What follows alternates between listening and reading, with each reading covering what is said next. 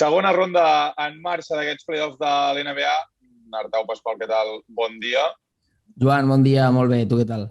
Bé, molt bé. Començarem pels partits d'aquesta matinada, però abans un comentari molt ràpid perquè,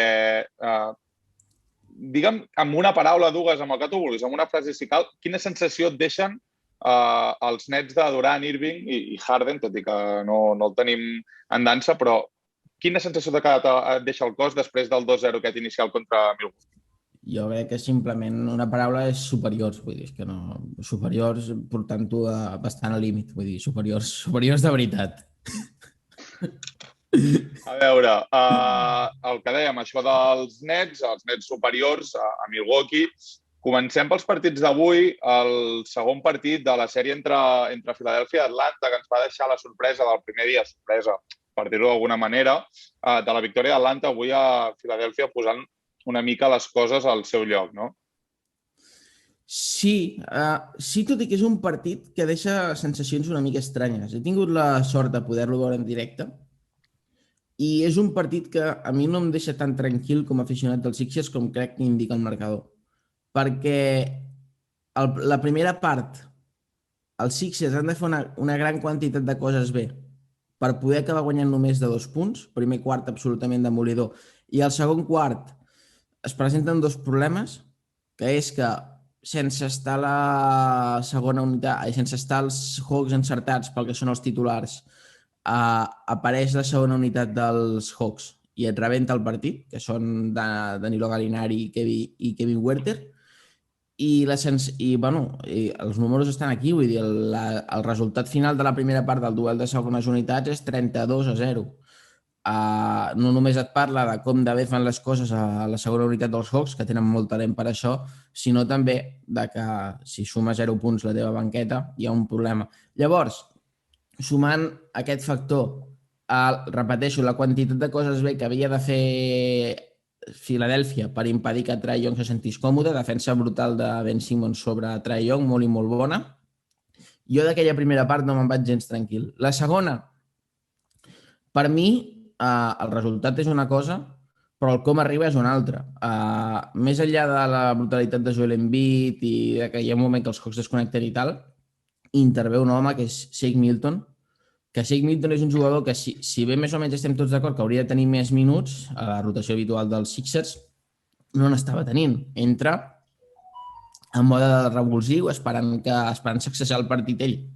Ho fa, però vaja, ha de suposar sí o sí un canvi de plans en la llibreta de Doc Rivers. Per això et dic, jo crec que Atlanta no tornarà a tenir un partit de la primera unitat tan tímid a nivell ofensiu i Filadèlfia ha d'ajustar un parell de coses per poder tornar a estar, sobretot relacionades amb Shake Milton i amb l'equilibri ofensiu de la segona unitat, i sobretot també perquè al final es pensen, perdó, m'estic enrotllant molt, al final es pensen que la segona unitat la pot portar Ben Simmons, que sí que és cert, però Ben Simmons com a estrella ofensiva és una cosa estranya. Vull dir, tu pots posar Ben Simmons amb la segona unitat perquè tingui més sentit el que juguen i sobretot per temes de rotacions, però necessites posar punts perquè Ben Simmons ara mateix no te'ls posarà.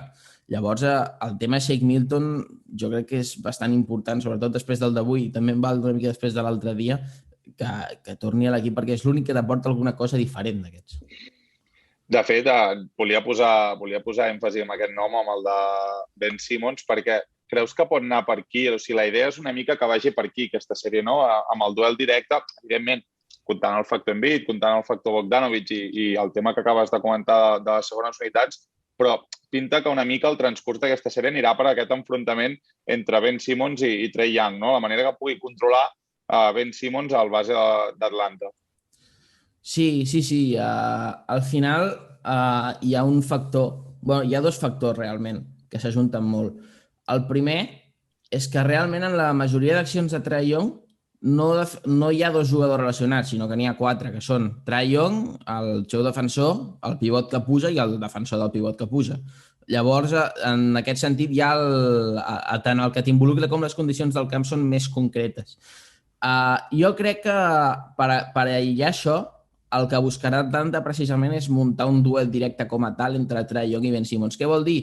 jo penso, és opinió, que veurem en els pròxims partits menys bloqueig directe, més 1 contra 1 de Trae Young i Ben Simmons, i posaran a Clint Capela o el jugador que sigui, no sé si es diu, en català no sé com es deu dir el dunker spot, però vull dir que el posaran a la línia de fons per poder jugar per darrere l'aro i poder, d'alguna manera, fer més gran la pista de Trae Young, perquè sí que és cert que Ben Simmons és un defensor molt bo, però al final, com tots els defensors de 2 metres 8 i condicions privilegiades, acaben refiant-se una mica del seu físic i per una simple qüestió de lògica, tens menys a fer contra un jugador de 85, no? Si juga per sota, si juga per sota, per terra, per entens. Llavors jo crec que aquest és el pròxim pas lògic de la sèrie, però sí que passa per aquí, i a més passa per aquí, i ja hem vist com pot beneficiar en el Sixers, i el primer quart és la prova clara. A banda de la lucidesa, els atacs dels Sixers porten molt poc temps. És bàsicament recuperar la pilota, en recuperen moltes, contraatac, i allà Ben Simmons sí que ja se sent més còmode. Punts fàcils, que no hagin de pensar gaire, i al final és que ja ho hem vist. Els minuts sense Joel Embiid a la pista s'acaba creant un embut de Ben Simmons, Dwight Howard, Tobias Harris, tots allà al poste, que és molt difícil. Que fa patir. I quin futur li veus a aquesta sèrie? És a dir, l'altre dia, veient el primer partit, em va quedar una sensació estranya de que potser Filadèlfia no havia fet tot el necessari, entenem, en un primer partit d'una sèrie per acabar dominant els Hawks. Llavors és veritat que Bogdanovic ho va sentenciar molt bé, però quin futur li veus? És a dir, cap on ha de tirar aquesta sèrie més enllà d'aquest duel que comentàvem ara? Jo crec que aquesta sèrie, d'alguna manera, jo crec que serà llarga, per començar. O sigui, jo tinc la sensació que és una sèrie que la guanyi qui la guanyi costarà molt. I a banda de tenir cap a una sèrie llarga, a dia d'avui, si me l'hagués de jugar, te la veig 50-50, que ja parla bé dels Hawks, tenint en compte que a l'inici segurament era un 65-35. Jo després d'aquests 2 partits la veig 50-50, realment. A banda que també cal tenir en compte una cosa. Aquests Hawks semblen debutants. Ho van semblar al final del primer partit, també és cert, però compte, perquè jo crec que mentalment Trae Young i Bogdan Bogdanovic, que això ho parlàvem l'altre dia, el de Bogdanovic a l'inici dels play-offs, són tot menys debutants i t'ho estan demostrant, vull dir, no els pesa la pilota. Veurem això com es tradueix a la pista dels Hawks, perquè ja contra els Knicks van marcar la diferència allà. Després, una altra cosa que crec que serà clau és el duel Embiid-Trae Young, però no el duel Embiid-Trae Young de producció com a tal, sinó el de les faltes que treuen, perquè podem parlar de totes les faltes que treu Trae Young, però en aquesta sèrie Embiid està masteritzant l'art també, vull dir, sí. Déu-n'hi-do. Sí. I això que deies de que serà una sèrie llarga, evidentment té un guanyador claríssim, que és Brooklyn, perquè al final, i ara ja hi entrem de ple perquè estem parlant de l'est, al final Brooklyn, si acaba materialitzant el que sembla que pot fer, que és eliminar una sèrie prou curta contra Milwaukee, tindrà dies de descans, la qual cosa és bona perquè recuperi James Harden, que evidentment està fora de combat. 2-0, Brooklyn-Milwaukee, t'ho esperaves? No per com arriba. És que els 45 segons del primer partit et quedes sense... Tu t'asseus esperant veure un partidàs, a partir ara podrem veure segurament la final anticipada de la sèrie que més ganes en tenim, i els 45 segons ja tens lesionat a Harden. Ja és un gir de guió que et fa pensar que això no anirà bé. Però més enllà, el domini dels Nets s'està basant sobretot en un equip que té molt talent i un entrenador que ha entès que aquest talent s'ha d'aplicar com sigui i està deixant que juguin ells i estan responent. L'altre dia llegia, per exemple, sense anar més lluny, una estadística. El 90% dels triples que ha tirat Kevin Durant són en oposició i d'aquest 90% n'ha notat el 50%. Vull dir, és un equip que quan tens tant talent, com parlàvem, hi ha 2 camins. El primer, el que es deia abans del fitxatge de Harden, que necessitis diverses pilotes. El segon, que tot allò que tu volguessis implementar a l'equip se simplifiqui molt més. I els Nets han tirat per aquesta banda. Han simplificat les coses, els ha sortit bé i això. Ara parlarem de la direcció tècnica de Milwaukee un segon, però és que Brooklyn simplement jo diria que són millors, juguen millor i I sobretot també la sensació que tinc és que sí que és cert que tindran molta pressió si no guanyen l'anell o si passi el que sigui, però de moment juguen rient, juguen a passar-s'ho bé. I això al final... Sí, no, és que al final hi ha accions... O sigui, són accions puntuals però que marquen una mica el que està sent aquesta eliminatòria. L'altre dia la jugada de Kevin Durant, l'1 contra 1 contra Giannis, que llença el triple i la fica puntejadíssim i a la cara del grec. Són coses que marquen una mica la tendència i que, evidentment, a l'altra banda, és a dir, a Milwaukee no tenen aquesta facilitat per anotar. Milwaukee és un equipàs, és un equip que està molt ben organitzat, que tu ens ho explicaràs millor, però que està acostumat a jugar una cosa molt determinada, però no tenen el talent natural que tenen els Nets i al final en situacions de tensió, de risc com aquestes distàncies i aquestes diferències entre un equip i l'altre es magnifiquen moltíssim, perquè quan més ho necessita Brooklyn, apareix Durant sense cap tipus de sistema, sense cap cosa preestablerta i et fica una cistella. I això a Giannis li costa moltíssim. I, per tant, això ja anímicament et va castigant moltíssim. Deies, apuntaves a Baden-Holzer. Què n'hem de dir de l'entrada dels Bucks? Abans una cosa que m'ha quedat pendent, perdona. Digue'm, estem d'acord que el partit que definirà si això és una sèrie llarga o no és el de demà, no? Sí, totalment. En funció del que passi demà tindrem una idea o altra. Sí, clar, un 3-0 és criminal pels Bucks. I un 2-1 t'apropa molt, si ets Milwaukee, un 2-1 t'apropa molt a intentar esmenar l'errada. Però vaja, a veure, Budenholzer, per mi està cometent diverses errades. Començo per la que és més evident, que l'altre dia em vaig voler treure uns clips i tal, que és l'ús que està fent de Bryn Forbes. En principi, sense Harden, no només Brooklyn perd una opció ofensiva a la qual tu hauries de prestar molta atenció, sinó que tu et pots permetre pensar en un desajust menys, que al final és el que genera Harden constantment. Jo no dic que Forbes hagi de ser titular, ni molt menys, tot i que penso que haurien de baixar centímetres i ell o Connaughton haurien d'entrar al quintet, però no dic que Forbes hagi de ser titular. Però de totes maneres, quan entra, l'aplicació defensiva no pot ser la que li dona. Què estem veient? Estem veient que a Brooklyn abunden els bloquejos entre exteriors, perquè bàsicament Bruce Brown fa de 4, però és un petit, i l'Andri Shamet és un jugador que té tan poca amenaça amb la pilota a les mans que el fan servir de bloquejador, que Milwaukee opta per agafar i Forbes, que és el jugador que és més tímid o més dolent defensivament, l'emparellen amb aquest. El fan servir pel bloqueig i aquí es comprova aquella tendència que té Milwaukee tantíssimes vegades, que és el drop o el flat, aquesta defensa que teòricament està destinada a que el pivot s'enfonsi, però que a partir del moment que et fan el bloqueig amb un exterior i passa a ser el teu exterior, un dels teus exteriors qui s'enfonsa, veus que no té cap mena de sentit. Llavors és això, estan donant molts punts fàcils perquè si ja de per si és perillós regalar tota la mitja distància a un Irving o un Durant o el que sigui amb el teu pivot, que la finalitat és que no t'arribin a la zona, tot i que no ho necessiten per anotar, o spoiler, també té menys sentit ara encara quan ho fas amb un exterior, que és que no és només que no protegirà la zona, sinó que el poses a fer una cosa en uns terrenys que no coneix. Llavors aquesta és la primera errada per mi. La segona, també molt important, és el tema del quintet. No entenc absolutament la idea del quintet inicial amb aquests tres grans, Antetokounmpo, PJ Tucker i Brook López. O en qualsevol cas, no l'entenc tenint en compte que després canvia abans a PJ Tucker que a Brook López, amb la qual cosa continua tenint aquesta parella de 3 o 5 4 i ja t'arriba per una altra banda el 5, que pot ser un Bobby Portis o pot ser el que sigui. Vull dir, és una altra cosa que se m'escapa. Jo penso que una sèrie contra els Nets no la guanyaràs sense molts minuts de defensa de canvis. I defensa de canvis vol dir PJ Tucker més Antetokounmpo a la pista. Què està passant? Que en part pel tema Forbes i pel tema de jugadors que protegeixen, però també en part pel que ha fet Milwaukee en aquesta posttemporada, estan posant molts minuts Antetokounmpo sobre Kevin Durant i tal. Això és una conseqüència derivada, perquè al final Antetokounmpo està fent el 3 en aquest quintet, no? Per entendre'ns.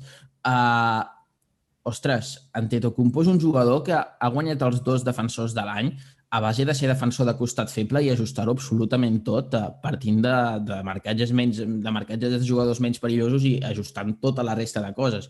Si tu el poses ara sobre Kevin Durant, a veure, sense dubte que per raons físiques potser és un dels jugadors més que millor el pot defensar, però és que ja hem vist que no funciona.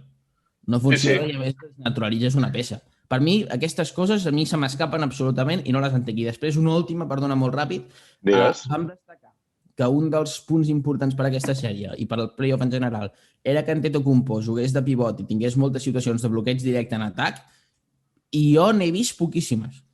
O sigui, ja és sensorial, però n'he vist poquíssimes. I les poques que he vist ho han fet molt bé. Jo no entenc per què no aprofita més aquesta condició. Però vaja, ja simplement són aquestes coses. I més contra uns nets que juguen a més molt vol, que t'haurien de facilitar la vida en aquest sentit. Sí, sí. Doncs aquestes són les claus per on passa la recuperació, en principi, de Baden-Holzer. Veurem si ho veu com tu. I deixa'm comentar d'aquesta sèrie, que tampoc té gaire més història, més enllà del que hem explicat, un nom que em sorprèn i vull saber, m'interessa especialment la teva opinió, que és el de Blake Griffin. Vèiem l'altre dia l'estadística de les esmaixades amb Detroit aquesta temporada, des que està a Brooklyn n'ha fet moltíssimes més. Per què? Com pot canviar tant la mentalitat i el joc d'un jugador de passar d'un equip a un altre? Home, en aquest cas, el com pot canviar és prou evident. Passes d'un... Sí, però... No, això sí, però em refereixo a la manera. És a dir, tu pots estar en un lloc a disgust, és a dir, pots estar en un lloc que no estàs content i que no tens cap opció de guanyar, però al final, si et cau una pilota a 2 metres de la cistella, doncs l'enfonses i cap a casa. I a Detroit no ho feia. És a dir, és una cosa tan bàsica com això. Jo vull saber què penses d'això. Jo crec que hi ha dues raons principals. La primera és que moltes de les coses que feia Detroit ja en aquesta darrera temporada estaven destinades. Jo sé que aquí no m'hi queda massa, vaig a cuidar-me, ja no hi haurà desgastos perquè algú em vulgui agafar. I la segona cosa més important és que Blake Griffin ha envellit, i ha envellit relativament malament com a estrella, fins al punt que tu, quan ets una estrella, tens dues opcions. La primera, agafar, i aquell equip dolent en què estàs, anar jugant fins al punt de convertir-lo en un equip molt camuflat per les teves virtuts, però un bon equip, un pseudo bon equip, com va fer, per exemple, Bradley Beal en alguns moments amb els Wizards. I l'altra és, esclar, que tu ets una estrella que està de caiguda, que de fet ja no ets una estrella en el cas de Griffin, i saps que tampoc podrà revertir la dinàmica d'aquest equip. Llavors t'influeix, entre que no tens les armes i tampoc tens l'ambició, doncs acabes veient el que veies d'aquest Blake Griffin, que és que directament només li faltava marcar Son Bledsoe, no dic que allà no hi volia ser, i ja està, vull dir, és que jo crec que es barregen aquestes dues coses i al final, però sobretot influeix també la primera, o sigui, jo crec que Blake Griffin s'estava guardant molt pel pròxim equip. Doncs això és el que passa a l'est, a l'oest. Abans d'entrar estrictament amb les dues eliminatòries que estan en marxa, deixa'm fer un comentari molt ràpid del que va ser el setè partit entre els Clippers i els Mavs. És a dir, com expliques que un equip tan superior a l'altre, en principi, en quant a noms, en quant a tot, acabi forçant un setè partit? I com vas veure aquest setè partit? Jo crec que és per dues coses, però sobretot una. La segona és molt intrascendent, per tant no la diré, però la primera jo crec que és que s'està demostrant que en els play-off cada vegada més el que mana, més enllà de la qualitat dels equips, que lògicament influeix molt, és una qüestió d'emparellaments. O sigui, és una qüestió de duels entre els teus jugadors i que al final crec que és com una lliga diferent dins de l'NBA. Es tracta més de camuflar tot allò que no saps fer que no pas d'ensenyar i fer lluir tot allò que saps fer. És més com si ets capaç d'amagar les teves debilitats, ho tindràs millor per sobreviure. I jo crec que a Dallas, durant molts minuts, ho ha fet. Vaja, i una de les proves més clares de que ho ha fet és que ha estat capaç de portar 7 partits als Clippers amb un sol generador, 1,5, si vols sumar, bueno, Branson també el pot sumar, 1,5, posem-hi 2, però a Branson no és encara prou vàlid com per generar bé a playoff. Això i sense més alternatives, vull dir, i a més jugant els últims partits amb 30 minuts per partit de Boban Marjanovic, que aquest tio no havia jugat tant a l'NBA en la seva vida, vull dir, crec que... I fent-ho prou bé, almenys l'altre dia, el setè partit, va ser ell marxar en un moment de la pista i la cosa va anar cap avall. Sí, s'han marcat, o sigui, jo crec que s'han marcat una mica el que fan amb Messi a l'Argentina, no? Vull dir, han agafat i han dit, d'acord, tenim un equip que no té massa més amenaces que Doncic, anem a intentar simplement posar jugadors al seu voltant que li puguin tornar a la paret, saps? Vull dir, ja la resta ja ho farà ell i més o menys ha estat això. Marjanovic era molt clar, no? Marjanovic jugava simplement perquè quan li tiraven el 2 contra 1 a Doncic li podia passar la pilota i Marjanovic ja la redistribuïa a Hardaway, el que fos era molt i molt simple, però això crec que en general, atenent la qualitat de la relació qualitat i cost dels dos equips, Dallas ha tapat bastant millor els seus defectes que Clippers durant el gruix de la sèrie, i els Clippers, per altra banda, esclar, entre l'esgotament de Dallas, que era perceptible, i també que al final són un equip més fet i que té més talent i que té jugadors que saben més que el que és jugar un playoff, doncs ha sabut capgirar les coses. Però vaja, que és això. Jo crec que és la demostració aquesta sèrie de que el playoff és cada vegada més qüestió d'emparellaments que no pas una qüestió d'estatus dels dos equips. Doncs aquests emparellaments que van acabar amb Dallas forçant aquest setè partit i a punt de donar la sorpresa, evidentment, Kawhi, Paul George i companyia van fer l'esforç final de classificar-se i avui, en aquest primer partit de la segona ronda, derrota contra Utah. Donovan Mitchell, molt superior avui, Donovan Mitchell, i tot i així han acabat patint. Vull dir, com preveus que vagi aquesta sèrie? També llarga o com l'hem d'imaginar? Sí, és un partit que aquest no l'he vist. He vist la jugada final, el tap de Gobert. De totes maneres, i havent perdut Utah, jo m'hi reitero en una cosa que comentava l'altre dia. Havent guanyat Utah. Això, havent guanyat Utah, perdó. M'hi reitero una cosa que comentava l'altre dia amb uns amics. Per mi els Clippers en aquesta sèrie són favorits, i per mi són favorits, i ho són per una raó, que és que crec que la seva panacea l'han trobat en aquest quintet amb jugadors petits, amb Marcus Morris i Nicola Batum fent de 4 i de 5, per entendre'ns, i això a 7 partits jo no veig a Utah mantenint-ho. De fet, crec que és evident que tenen més desequilibri exterior, que això influeix molt, però a mi em sembla que Kawhi i Paul George realment són el primer i el tercer millors jugadors de la sèrie, però que vull dir que Donovan Mitchell és el segon, però després hi ha més diferència entre ells dos i Donovan Mitchell que no pas entre els secundaris de cada equip, per entendre'ns. I, per tant, a mi em sembla que aquestes dues coses, tant la diferència jeràrquica de les estrelles com la condició dels emparellaments que donarà peu a aquest small ball dels Clippers, que no oblidem que els Clippers venien molt cansats i els Utah Jazz força. Sí.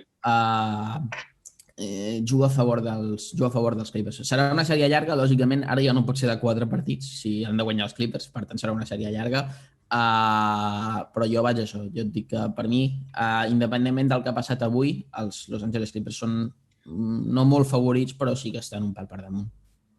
Favoritisme per Kawhi, per Paul George, que podríem parlar llarga i extensament de la sèrie de Paul George contra Dallas, i per mi el partit que ens queda és el més desigual. La sèrie que ens queda és la més desigual, no sé si m'equivoco, però de moment, per lo que hem vist fins ara, Phoenix, en principi, hauria de classificar-se sense teòrics problemes contra Denver, no?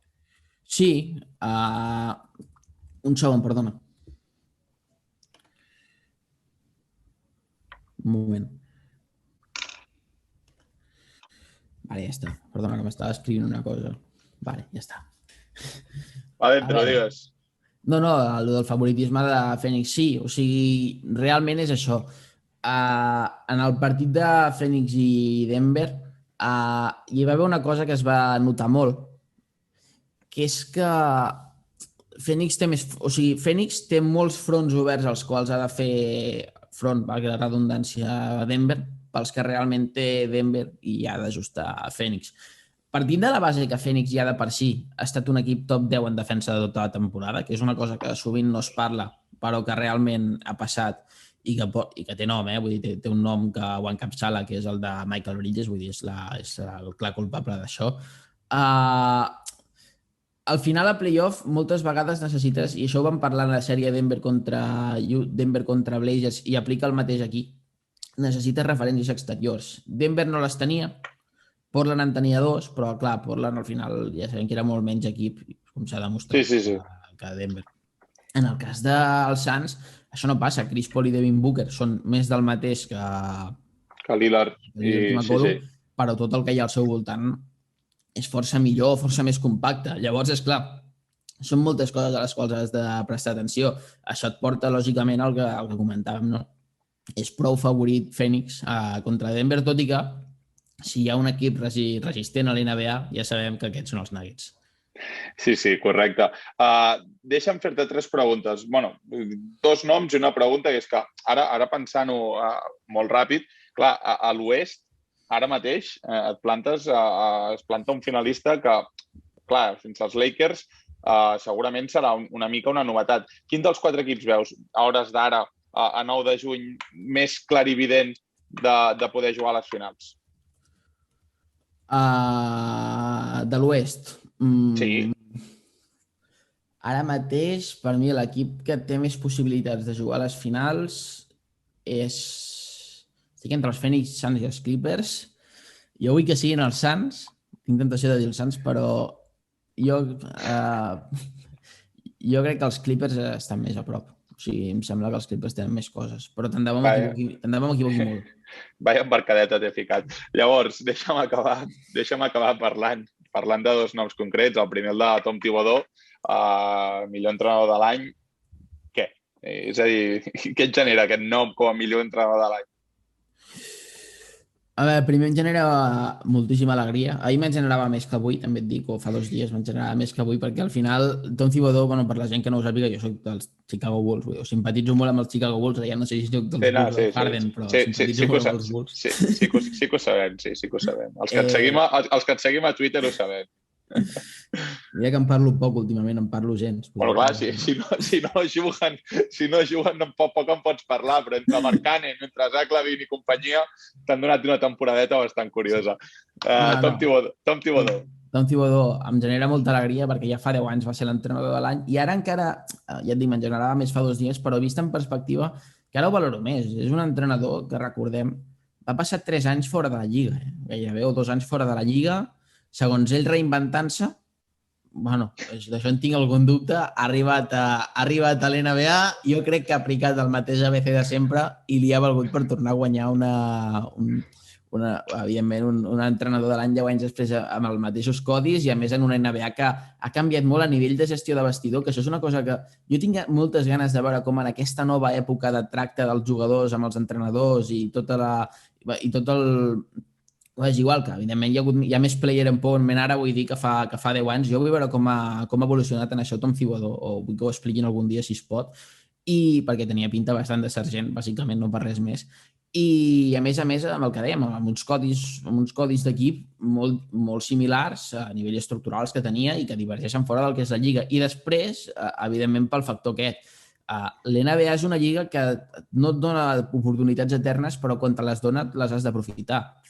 Les ha aprofitat, Carmelo Anthony les va aprofitar per tornar, i aquí el veiem firmant contractes, i ara vés a saber tu quan es retira, perquè té corda per estona. Llavors, això, vull dir, és una lliga... Tom Thibodeau ha aprofitat una oportunitat i segurament li ha valgut per reenganxar-se definitivament a la competició i per guanyar, i per adquirir estatus, que al final això és molt important. Sí. I parlant d'oportunitats, l'altre nom propi, evidentment, és el de Nikola Jokic, MVP. Sí, és l'altre nom propi important, merescudíssim, vull dir, guanya un pivot a l'MVP molts anys després i el guanya en les noves condicions del pivot, no? Fent una mica Jokic, que és un jugador especial, segurament encarna com ningú aquesta evolució que ha tingut la posició. Molt merescut. A veure, ha jugat els 72 partits de la temporada, és l'únic jugador que no ha tingut cap contratemps, ha tingut els Denver Nuggets a dalt de tot i, vaja, no sé, des d'aquí, des d'on estic jo, des de l'ordinador de casa, segurament que el guanyi Jokic és el més pròxim a que el guanyi qualsevol de nosaltres, que estarem en molt temps, no? A l'NBA. Sí.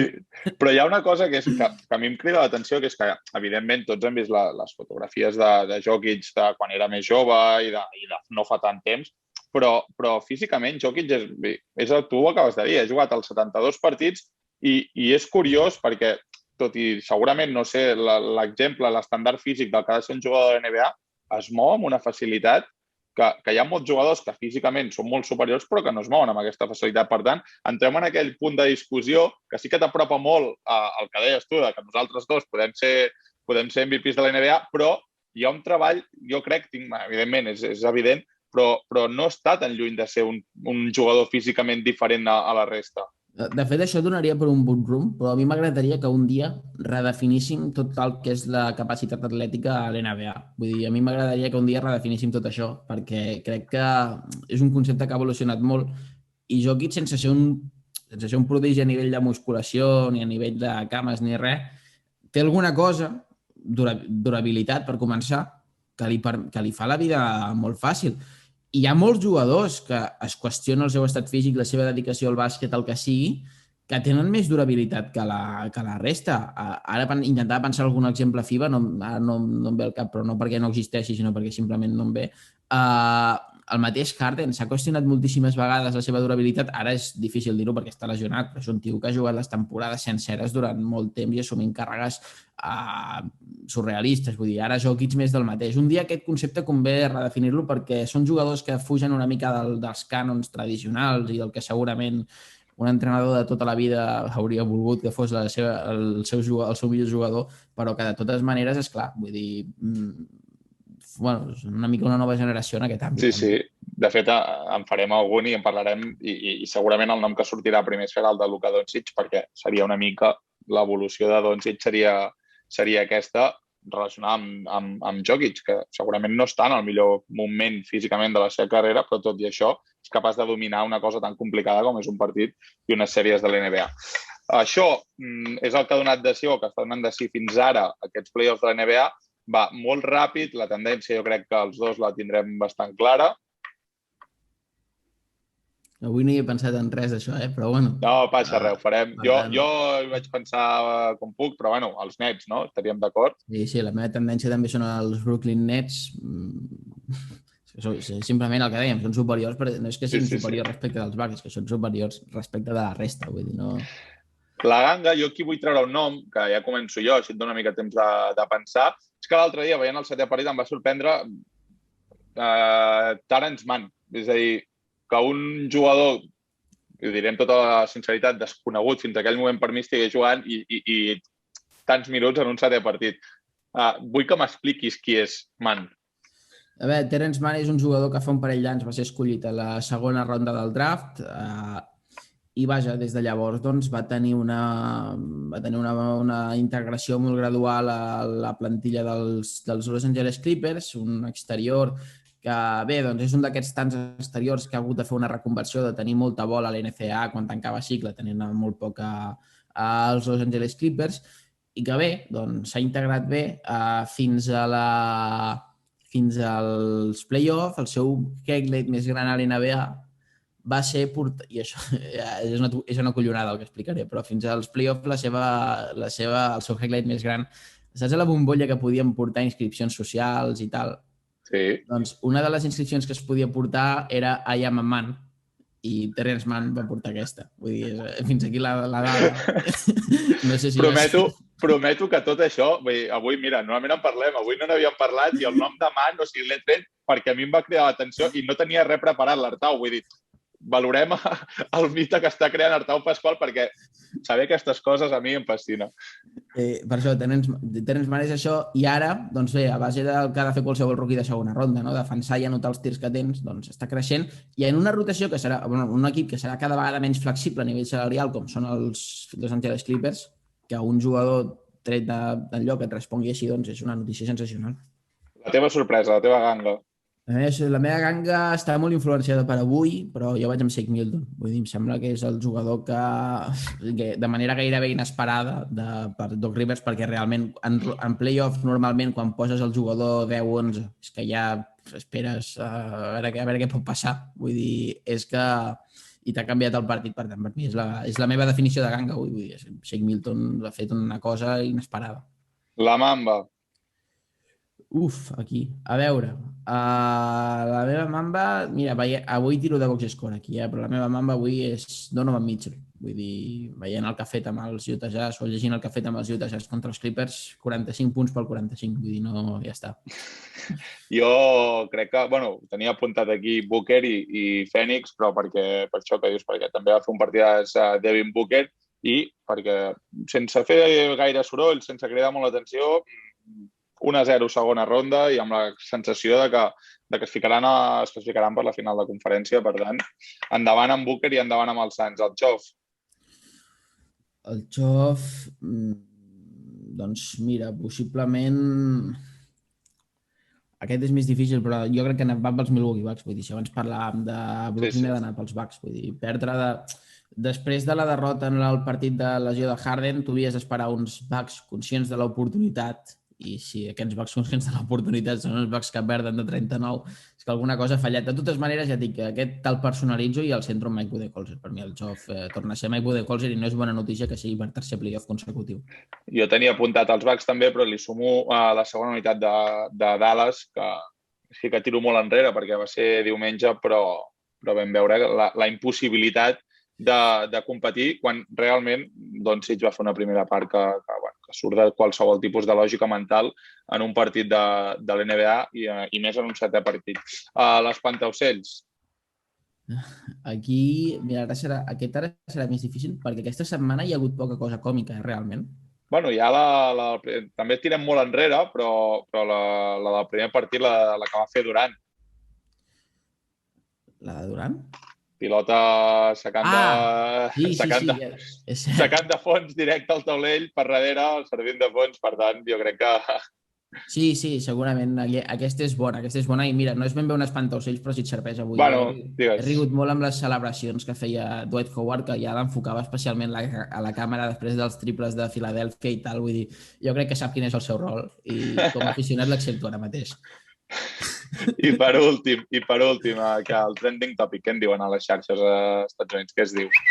Mira, ara mateix a les xarxes socials s'està parlant molt i és un fenomen que jo no havia viscut mai amb un jugador en contracte rookie, de quan tardarà Doncic en cansar-se de Dallas. I jo això no ho havia vist mai en un jugador en contracte rookie. Vaja, ja em sembla surrealista, vull dir, Doncic com a mínim no es cansarà en el primer contracte i durant els 2-3 primers anys del segon, jo crec que tampoc se'n cansarà. Però vaja, vull dir, simplement això, m'ha cridat molt l'atenció que ja hi hagi gent parlant d'això, de que Dallas ha d'envoltar Doncic abans que comenci el compte enrere, no sé què. Calma, que Doncic porta 3 anys a la Lliga. Sí, però també un dia també té... Luka Doncic també té un capítol de Wood Room especial perquè a mi em genera moltes coses i molt diferents. Però bueno, això ja en parlarem un altre dia. Veurem com acaba com segueix circulant les eliminatòries. Nosaltres tornem el divendres i, a més, Wood Room comença demà, dijous, comença un especial Eurocopa. Tindrem cosetes de l'Eurocopa, amb Ricard Torquemada, evidentment, no es pot fer una altra cosa. Nosaltres, Artau, tornem divendres. Gràcies per ser un dia més. Res, home. No ho hauria de dir, però des d'aquesta casa anem amb Anglaterra a l'Eurocopa. Sí, Anglaterra, Phil Foden. Has vist el pentinat de Foden? No he vist res. S'ha tenyit d'un blanc rubió pollo en homenatge a Paul Gascoigne. Imagina't, Phil Foden. Foden. Home, sí, bona esquerra. Ha fet l'apunt de futbol. Gràcies, Artau, una altra vegada. Adéu.